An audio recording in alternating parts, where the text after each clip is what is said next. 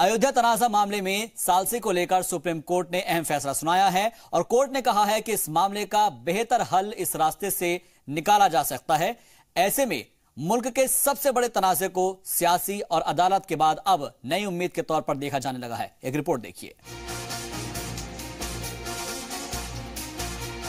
मुल्क के सबसे बड़े तनाजे को सुलझाने की गरज से अदालत ने बातचीत का रास्ता मुंतखब किया है। इसके लिए अदालत ने रिटायर्ड जस्टिस इब्राहिम खलीफुल्लाह की क़यादत में 3 रुकनी सालिसी कमेटी तश्कील कर दी है, जिसमें श्री रविशंकर और श्री राम पंचू भी शामिल हैं। इन नाम पर दोनों ही फरीक ने रजामंदी दिखाई है, लेकिन बहैसियत MIM ओवैसी ने श्री के नाम पर सवाल उठाए। MIM ओवैसी ने श्री के नाम पर सवाल उठाया है। I represent Sunni Waqf Board, UP Sunni Central Waqf, that is a statutory body. We have said that we will agree, and whatever we have to say about this, we will appear before mediators and put our submission. बेहतर होता है कि supreme court एक neutral आदमी को बनाता, मगर फिर भी मैं उम्मीद करता हूं कि जो शख्स ने 4 नवंबर 2018 को जो स्टेटमेंट दिया है, वो इस बात का ख्याल रखेंगे कि वो अब मीडिएटर है। असदुद्दीन ओवैसी यही नहीं रुके, उन्होंने श्री रविशंकर के पुराने बयान का भी हवाला दिया, जिसमें उन्होंने मंदिर नहीं बनने पर हिंदुस्तान के सीरिया बन जाने का अंदेशा जताया था, जबकि बाया महाज इस रास्ते को बेहतर मानती नजर आई। मिस्टर रविशंकर को सुप्रीम कोर्ट ने अपने फैसले में मीडिएटर का उनका अपॉइंटमेंट किया है। अब जब हाई कोर्ट के civil procedure mediation rules 6 subsection C ये कह रहा है, तो मैं आप तमाम को याद दिलाना चाह रहा हूं 4 नवंबर 2018 को जिसको सुप्रीम कोर्ट ने मीडिएटर बनाया है, उनका स्टेटमेंट ऑन रिकॉर्ड है। और वो स्टेटमेंट क्या है कि अगर मुसलमान अपने इस क्लेम को अयोध्या पर नहीं छोड़ेंगे तो हिंदुस्तान सीरिया बन जाएगा।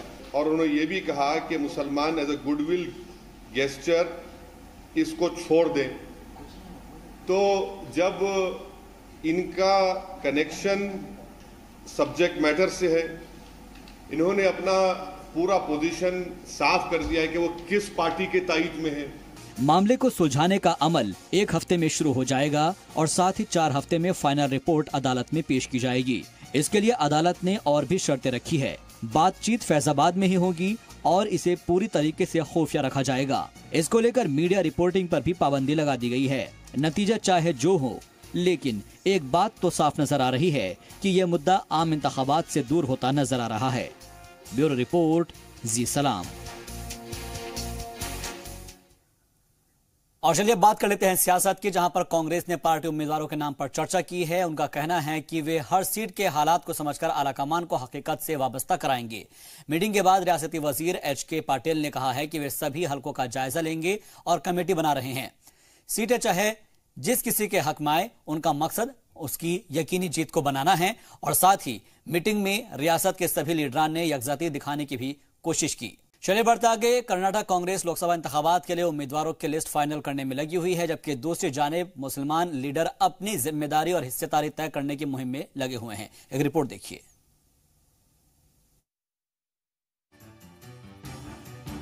JDS से इत्तेहाद के बाद कांग्रेस अपने उम्मीदवारों के नाम सॉर्ट आउट करने में लगी हुई है। इस बार मुस्लिम लीडरान ने अपनी हिस्सेदारी बढ़ाने की मांग तेज कर दी है। काफी दिनों से कांग्रेस कर्नाटक सेंट्रल और हावेरी से मुस्लिम लीडरान को उम्मीदवार बनाती रही है, लेकिन इस बार 2 और सीटें देने का मुतालबा जोर पकड़ने लगा है, जिसमें बीडर का नाम काबिले जिक्र है। और लोकसभा के अंदर जो है मैक्सिमम जो है रिप्रेजेंटेशन कम से कम 4 जो है लोकसभा सीट देना बोल के पूछना बोल के तय किए हैं। That we will put it and even in Rajya Sabha legislative council where in assemblies we could not win there, those districts should be represented in the legislative council. मौजूदा मीटिंग में कई नाम सामने आए, जिसमें रिजवान अहमद, रोशन बेग, सलीम अहमद और आयान खान का नाम काबिले जिक्र है। इन नामों पर रियासती लीडरान भी संजीदा है, लेकिन आखिरी फहरिस्त आला कमान को ही तय करनी है। कर्नाटक में जो एक 2 सीटें दिया जाए, कांग्रेस पार्टी हाईकमांड 2 सीट देती थी। अब इस बार जो बीदर की एक ऐसी सीट है जो माइनॉरिटी एक कैंडिडेट जीत के आ सकता है, बल्कि आवाम की मांग है। एस्पिरेंट्स होते हैं जी, सियासत में क्या एक ही कैंडिडेट होता है क्या? हर किसी सीट में, किसी भी सियासी जमात में, किसी भी पॉलिटिकल पार्टी में एक पार्लियामेंट्री सीट हो या कोई दूसरी पार्लियामेंट्री सीट हो, ये 8 से 10 ज़्यादा कैंडिडेट्स होते हैं। जो हाईकमांड जिसको डिसाइड करता है, उसके बाद सब मिलकर उस कैंडिडेट को काम करते हैं। आम मुसलमान रियासत से 4 सीटों का मुतालबा कर रहे हैं, जबकि पार्टी के माइनॉरिटीज लीडरान 3 सीट चाहते हैं। ऐसे में आला कमान जमीनी हकीकत जानकर ही कोई फैसला लेगा, ताकि काबीना तौसीक की नाराजगी का असर आम इंतखाबात को मुतासिर न करे। जी सलाम के लिए बेंगलोर से शाहिद काजी की रिपोर्ट। तेलंगाना के अपोजिशन जमातों ने सीएम चंद्रशेखर राव पर जमहूरियत के साथ खिलवाड़ करने का इल्जाम लगाया है।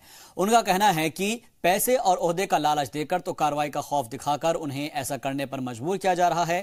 कांग्रेस का कहना है कि टीआरएस उन्हें नहीं चाहती है कि उनके खिलाफ ऐवान में कोई आवाज उठाए। तो वहीं टीडीपी और बीजेपी ने हुकूमत पर दीगर संगीन इल्जामात लगाए हैं। वाज़ेह रहे कि पिछले असेंबली इंतखाबात में टीआरएस को भारी अक्सरियत हासिल हुई थी और जिसके बाद कांग्रेस के कई एमएलसी ने टीआरएस का दामन थाम लिया है, जबकि दीगर इंतखाबात में भी बड़ी तादाद में अपोजिशन लीडरान टीआरएस के साथ नजर आते जा रहे हैं। हिंदुस्तान के अंदर एक ऐसा माहौल बना हुआ है कि जो है आवाम का मैंडेट एक है, आवाम जो है कांग्रेस पार्टी के मैनिफेस्टो को एक्सेप्ट किया और दूसरे टीआरएस पार्टी हो या चाहे फिर दूसरी पार्टी हो, बीजेपी पार्टी हो, उन पार्टियों के मैनिफेस्टो को रिजेक्ट किया, उनके काम करने के अंदाज को रिजेक्ट किया। उसके बावजूद भी आज जो है हिंदुस्तान के अंदर एक पार्टी में इलेक्शन जीत रहे और दूसरी पार्टी के अंदर जाके जो है जो रूलिंग पार्टी है उस पार्टी में शामिल हो जा रहे। कई जगह तो ऐसा हो रहा कि हमारे जहाँ के हम तेलंगाना की अगर हम बात करते हैं, तेलंगाना के अंदर यह आलम है कि जो है अवाम जो है टीआरएस के मैनिफेस्टो को रिजेक्ट किया।